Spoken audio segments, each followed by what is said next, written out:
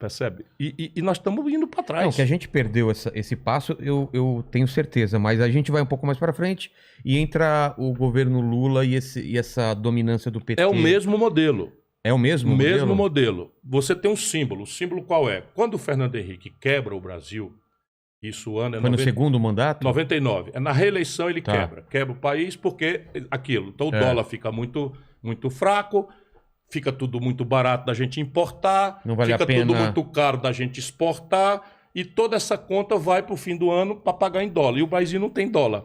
Quando você chega no fim do ano, tem que pagar a conta em dólar e o dólar não entrou, o que acontece? O país quebra. Como o país não é uma loja que fecha a porta, como é que o país quebra? A moeda se desvaloriza pesadamente. Então o Fernando Henrique, quando entregou para o Lula, se fosse hoje, o real estava valendo o dólar estava valendo R$ 9,50.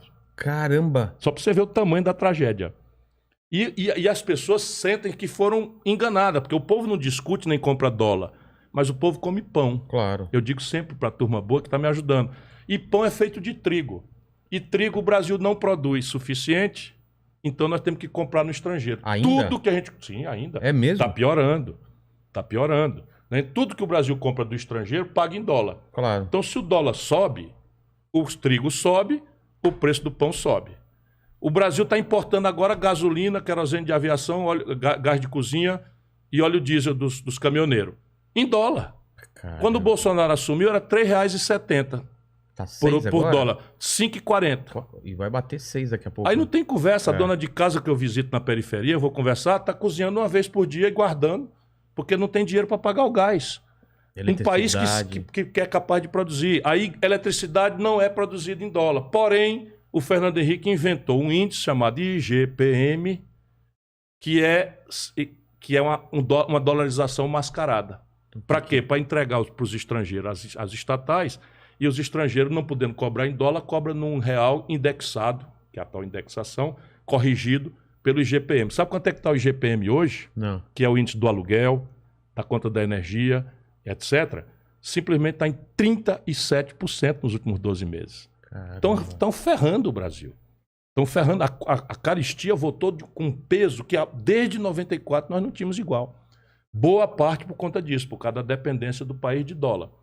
Quando os preços lá fora dos nossos produtos, bode, frango, boi, minério de ferro in natura, petróleo, sobe, a gente tem um confortozinho porque entra mais dólar por esses produtos.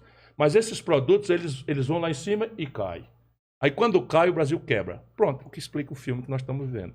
Se você olhar o que aconteceu em 99 com o Fernando Henrique, que é a desvalorização do real, a inflação e o desemprego e a estagnação econômica, é o mesmo filme do Lula com a Dilma.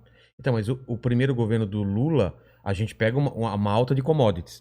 Pega duas coisas. Primeiro, como eu te falei, quando o Lula toma posse, o real está valendo R$ 9,20. O dólar está valendo R$ 9,20. Tá.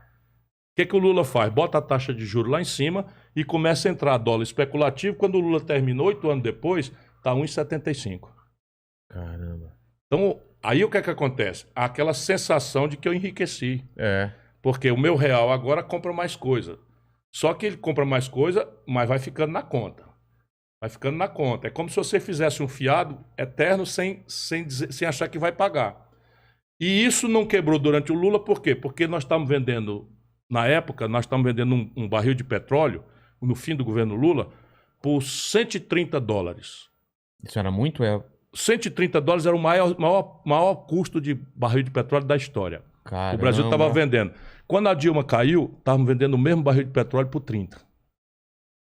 Quando nós estávamos no Lula, nessa farra de consumo, e todo mundo feliz, e não sei o que e tal, nós estávamos vendendo uma tonelada de minério de ferro por $190. Quando a Dilma caiu, nós estávamos vendendo a mesma tonelada por $38. Eu acho que a fase que eu sempre tive uma produtora. A frase que eu ganhei mais dinheiro foi nesse primeiro governo do Lula. Isso, porque o dólar se desvalorizou 4 vezes. Não, e a gente fazendo muito trabalho para a agência de publicidade, tudo muito aquecido. Porque a economia aquece, puxada pelo consumo. E o consumo também no Lula não só foi uma manipulação do câmbio, que assim, é bom, Mas espeta uma conta que um dia chega. Não, mas é isso que eu ia te falar. Depois que acabou essa farra, Quebrou todo mundo. quebrou todo mundo. Quer ver o crédito? O Lula pegou o crédito, que é a outra ferramenta, pegou em 15% do PIB. Ou seja, toda a riqueza brasileira, o juro no Brasil é tão alto que só 15 de cada 100 riquezas do Brasil é puxada para o crédito. Tá. O Lula puxou isso para 55% do PIB. De novo, vamos comprar, vamos para o crediário, vamos para a prestação, vamos para o FIES, vamos para não sei o quê. Tudo bem, você bota a mão na grana, é legal. Só que vem a hora que tem que pagar. Sabe o que aconteceu? 63 milhões e 700 mil brasileiros estão com o nome sujo no SPC. Inadimplência. Dos quais boa parte estudantes que caíram no conto do FIES. Enquanto isso, o Lula viaja num avião, um jato, espetacular, do maior empresário privado de educação do mundo que nasceu com dinheiro público brasileiro. Caramba. Isso é o PT.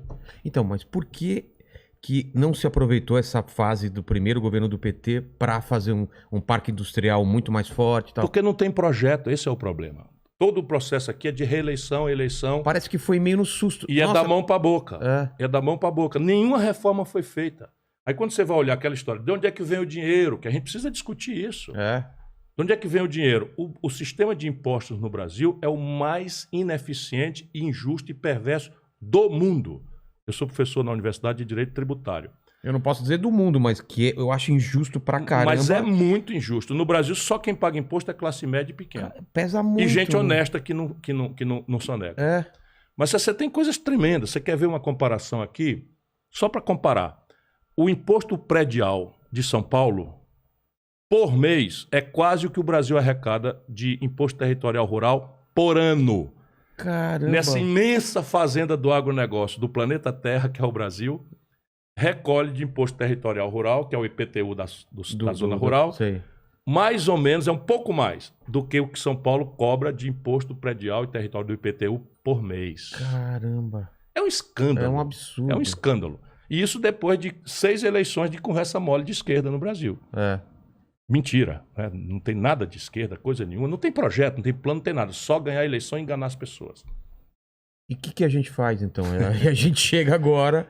Tá, bom, não, agora nós chegamos no fundo do poço. Peraí, a gente parou saiu o Lula, entra a Dilma e é aquela... Pronto, aí começa. Você tem outra peculiaridade que é essa coisa da política e da seleção às avessas. Tá. Então, quanto mais... O Lula entra o PT Lula entra num projeto popularíssimo. e num projeto de se manter ao poder a qualquer custo e preço. Exatamente. Faz 2 movimentos. O primeiro movimento, o Lula coloca uma pessoa sem nenhuma experiência na crença que vai continuar mandando.